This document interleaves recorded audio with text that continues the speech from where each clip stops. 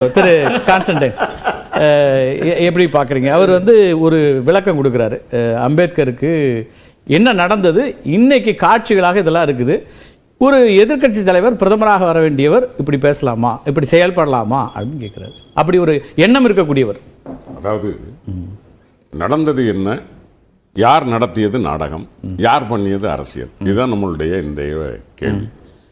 நாங்கள் கேட்பது எங்களுடைய முதலமைச்சர் சொன்னதை போல, நீங்கள் அம்பேத்கர்னு ஏன் சொல்லிக்கிட்டு இருக்கீங்க, அதை உங்களுக்கு என்ன தகுதி இருக்கு அப்படின்னு கேட்கறதுல ஒருவேளை காங்கிரஸுக்கும் அன்னைக்கு ஐயா அம்பேத்கர் அவருக்குமான கொள்கை முரண்பாடுகள் இருந்தா அதை கேட்கறது வேற. இதுக்கு பதிலா நீங்க கடவுள் பேரை சொல்லிக்கிட்டு இருந்தா மோட்சத்துக்காவது போலாமே அப்படிங்கிற கமெண்ட் எங்க இருந்து வருது? அதைத்தான் எங்க முதலமைச்சர் சொல்றாரு. பாவம் செஞ்சவன் புண்ணியத்துக்கு வழி தேடணும். நாங்க எப்பொழுதும் சமூக நீதியையும் அம்பேத்கர் அவர்கள் கொண்டு வந்த கொள்கைகளையும் கோட்பாடுகளையும் பேசுகிற நாங்கள் அம்பேத்கர் என்று தான் சொல்லிக் கொண்டிருப்போம் என்பதை மாண்புமிகு முதலமைச்சர் சொல்றார். இப்போ ஒன்னு கேஸ், நாங்க எதிர்கட்சிகள் இந்தியா கூட்டணி போராட்டம் நடத்திட்டு இருக்கோம், ரைட்டு. அங்க ஆளுங்கட்சி எதுக்கு கையில ஒரு பதாகையோட, அதுவும் ஒரு கம்பு குச்சியோட வராங்களே எதுக்கு? அவங்களுக்கு ஒரு ஜனநாயக உரிமை இருக்குல்ல, நீங்க தவறா ஒரு திசை திருப்புறீங்க, அதை கண்டிக்கிறோம். இத பாக்குற மக்களுக்கு தெரியாதா யார் திட்டமிட்டு குழப்பம் விளைவிச்சுக்கிறா அப்படின்னு? இதுல எனக்கு உண்மையிலேயே மிகப்பெரிய, அதாவது இந்த பாரதிய ஜனதா கட்சியினுடைய அருவருக்கத்தக்க கேவலமான ஒரு ஒரு அப்பட்டமான ஒரு கேவலம் பிடிச்ச இது என்னன்னா, ராகுல் காந்தி அவர்கள், அதாவது என்ன கொடுமை. இப்ப அவர் கேட்கிறாருல, நீங்க அம்பேத்கரை பேசணும் உடனே எந்திரிச்சு ஏன் வெளியே போல, ரைட்டியா? அவர் தள்ளி விட்டாருன்னு சாரன் சொல்றாரு, ரைட்டு, எம்பி சொல்றாரு. ஒரு லேடி அவங்க அது வரைக்கும் கம்ப்ளைண்டே கொடுக்கலீங்க. மத்தியானத்துக்கு பிறகுதான் ஏறத்தாழ அந்த அம்மா கம்ப்ளைண்ட் கொடுக்க போகுது. இது நடக்கிற விஷயமா? ஒரு பெண் தான் பாதிக்கப்பட்டதாக உணர்ந்தால் எத்தனை நிமிடத்தில் அதை கொதித்து எழுந்திருக்க முடியும்? எவ்வளவு வேகமா அதுக்கு ரியாக்ட் பண்ணிருப்பாங்க. அப்ப நாடகமா இல்லையா? திட்டமிட்டு, அதாவது ராகுல் காந்தியினுடைய கேரக்டர் அசாசினேஷன் இது.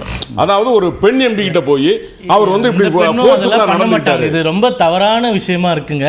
அவங்க பாராளுமன்றத்தில் பேசிட்டு உடனே காவல் நிலையத்தில் போய் கம்ப்ளைண்ட் கொடுத்திருக்காங்க.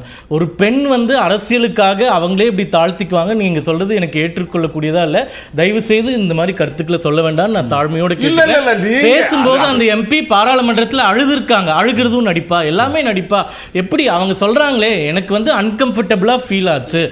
எனக்கு ரொம்ப க்ளோஸா என்கிட்ட கத்துனாரு. அது இவர் நடந்து கொள்ளக்கூடிய விதம் இல்லை அப்படின்னா அந்த பெண்ணை நீங்க கேள்வி கேட்டீங்கன்னா இது என்ன அர்த்தம்? அப்போ இது ரேப் பண்றவங்க கிட்ட போய் நீங்க பெண் மேல தப்பு இருக்கு அப்படின்னு சொல்ற மாதிரியான ஒரு கம்பேரிசன் ஆயிடுமே நான் சொல்லிக்கிறேன். தயவு செய்து நீங்க ஒரு பேராசிரியர் சொல்ல வேண்டாம். இங்க பிரச்சனை இல்ல, யார சொல்றீங்க?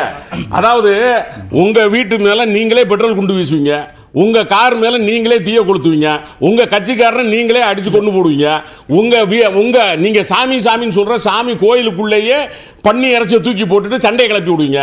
அது ஏன் சுண்ணத்து பண்ணிட்டு போய் நீங்க மகாத்மாவை சுட்டு கொள்ளுவீங்க.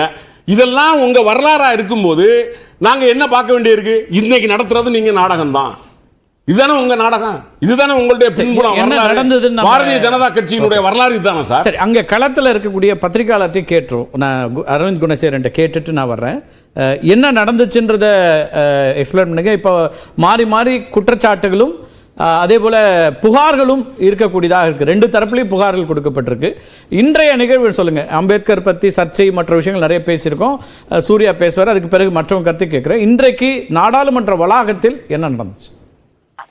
பொதுவாக எதிர்கட்சிகள், இந்தியா கூட்டணியை சார்ந்த எதிர்கட்சி உறுப்பினர்கள் அனைவருமே கடந்த இந்த குளிர்கால கூட்டத்தொடர் ஆரம்பித்த தேதியிலிருந்து தொடர் போராட்டத்தில் ஈடுபட்டு வருகிறார்கள். இன்றைய தினமும் அந்த போராட்டத்தை அவர்கள் முன்னெடுத்தார்கள். இன்றைய தினம் போராட்டமானது உள்துறை அமைச்சர் அமித்ஷாவின் கருத்துக்கள், அம்பேத்கருக்கு எதிரான அமித்ஷாவின் கருத்துக்களுக்கு கண்டனத்தை தெரிவித்து அமித்ஷா பதவி விலக வேண்டும் என்ற கோரிக்கையை வலியுறுத்திதான் எதிர்க்கட்சி உறுப்பினர்கள் தங்களுடைய போராட்டத்தை இன்றைய தினம் துவக்கினார்கள்.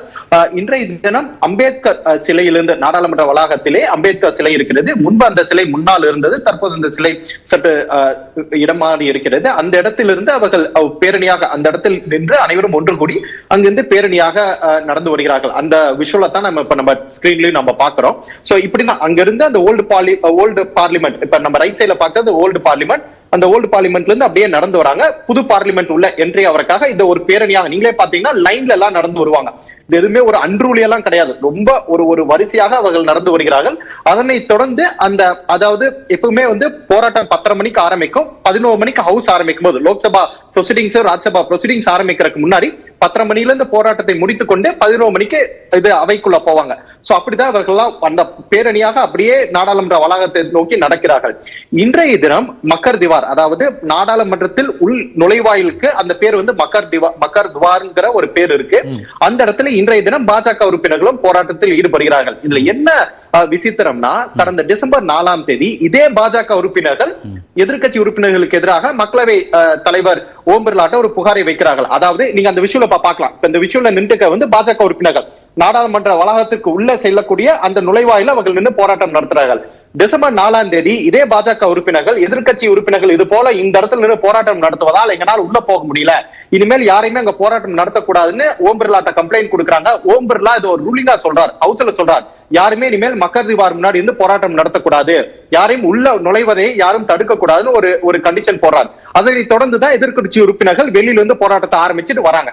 சோ அப்படி வரும்போது இன்றைய தினம் ஸ்பீக்கர் லோக்சபா ஸ்பீக்கரோட உத்தரவை இன்றைய தினம் மீறினது பாஜக உறுப்பினர்கள் தான். ஏன்னா அவங்க தான் நுழைவாய்க்கு முன்னாடி நின்று போராட்டம் பண்றாங்க. சோ அப்ப உள்ள போகும்போதுதான் இந்த தள்ளுமுள்ளு நடந்திருக்கு என்பதுதான் குற்றச்சாட்டு. இரண்டு தரப்பிலும் பாஜக உறுப்பினர்கள் என்னங்கிறாங்கன்னா, காங்கிரஸ் உறுப்பினர்கள் குறிப்பாக ராகுல் காந்தி வந்து 2 பாஜக உறுப்பினர்களை தள்ளிவிட்டார் என்பது குற்றச்சாட்டு. காங்கிரஸ் உறுப்பினர்களை பொறுத்தவரை பாஜக உறுப்பினர்கள் தான் எங்களோட வலிய மறைச்சு நின்று எங்கள்கிட்ட வந்து சண்டை போட வந்தாங்க, அதில் தான் இந்த ஸ்கஃபுல் நடந்துச்சுங்கிறதா இரண்டு தரப்பு குற்றச்சாட்டும் கூட. இது வந்து சிசிடிவி ஃபுட்டேஜ் வெளியே வந்தாதான் நமக்கு தெரியும் எக்ஸாக்டா என்ன நடந்துச்சுன்னு. ஆனால் இன்றைய தினம் பிரைமா ஃபேசியா நுழைவாயிலை மறைத்து நுழைவாயிலுக்கு உள்ள உறுப்பினர்கள் உள்ள போகாம தடுத்து நிறுத்தின யாதுங்கிறது உங்க ஸ்கிரீன்ல நீங்க ஒரு 1 செகண்டுக்கு முன்னாடி நீங்க காமிச்ச அதே விஷயம்லயே வந்துடும். அதே போல இதுக்கு முன்னாடி எஸ்ஜே சூர்யா ஏதோ ராகுல் காந்தி அட்மிட் பண்ணதா ஒரு கருத்தை தெரிவிச்சிருந்தார். ஆனா அது வந்து பொய், அது உண்மை கிடையாது. அதை ஃபேக்ட் செக் ஆஜ் தக்குங்கிற ஒரு நிறுவனம் அதை ஃபேக்ட் செக்கும் பண்ணியிருக்காங்க. ராகுல் காந்தி எந்த இடத்துலயும் ராகுல் காந்தி அட்மிட் பண்ணல. பொதுவா ஐடி செல் வந்து எந்த வீடியோ எப்படி வேணா எடிட் பண்ணி சொல்லலாம். ஆனா இந்த மாதிரி பொறுப்பு மிக்க நபர்கள் இது போல ஒரு டிவி விவாதங்கள்ல இது போன்ற ஒரு தவறான கருத்தை முன்வைக்க கூடாது. அது ஃபேக்ட் செக் பண்ணப்பட்டிருக்கு. ராகுல் காந்தி எந்த இடத்துலயும் அதை அட்மிட் பண்ணல. சுப்ரியா ஸ்டேட் அதை போட்டிருக்காங்க. ஆஜ் தக்கோட ஃபேக்ட் செக் அவங்களும் அதை ஃபேக்ட் செக் பண்ணிருக்காங்க. ராகுல் காந்தி அட்மிட் பண்ணி. ரெண்டு தரப்பினுடைய புகார்களும் எந்த அளவுல இருக்கு? ஒன்னு காவல்துறை புகாரா இருக்கு, இன்னொன்னு சபாநாயகர் கிட்ட புகார் கொடுக்கப்பட்டிருக்கிறது. அதோட ஸ்டேட்டஸ் என்ன இப்போ அரவிந்த்? பாஜக உறுப்பினர்கள் அனுராக் தாக்கூர் தலைமையில பன்சுரி ஸ்வராஜ் இந்த மூவர் போய் பாஜக சார்பில் பார்லிமெண்ட் ஸ்ட்ரீட் சன்சத் மார்க்ல ஒரு கம்ப்ளைண்ட் கொடுத்திருக்காங்க. அது ரொம்ப ஒரு ஸ்ட்ராங்கான ஒரு கம்ப்ளைண்ட் தான். ஏன்னா ராகுல் காந்திக்கு எதிராக அட்டெம்ப்ட் டு மர்டர், கொலை முயற்சி அப்படிங்கிற ஒரு குற்றச்சாட்டை முன் வச்சு ஒரு எஃப்ஐஆர் பதிவு பண்றதுக்காக கம்ப்ளைண்ட் கொடுத்திருக்காங்க. அதை தாண்டி causing grievous voluntary causing hurt, அதே மாதிரி கிரீவியஸ் ஹர்ட், கிரிமினல் இன்டிமிடேஷன் சொல்லி பல்வேறு குற்றச்சாட்டுகளை முன்வைத்து கொடுத்திருக்காங்க. அது எஃப்ஐஆர் பதிவு செய்யப்படும் எதிர்பார்க்கப்படுகிறது. இன்று இரவுக்குள்ளாக ராகுல் காந்திக்கு எதிராக அது ஒரு எஃப்ஐஆர் பதிவு செய்யப்படும் என எதிர்பார்க்கப்படுகிறது. அதே போல காங்கிரஸ் உறுப்பினர்களும் ஒரு சில கம்ப்ளைண்ட் கொடுத்திருக்காங்க. அதுல என்ன ஸ்டேட்டஸ் நமக்கு தெரியல. ரெண்டு தரப்புமே பார்லிமெண்ட் ஸ்ட்ரீட் போலீஸ் ஸ்டேஷன்ல கம்ப்ளைண்ட் கொடுத்திருக்காங்க.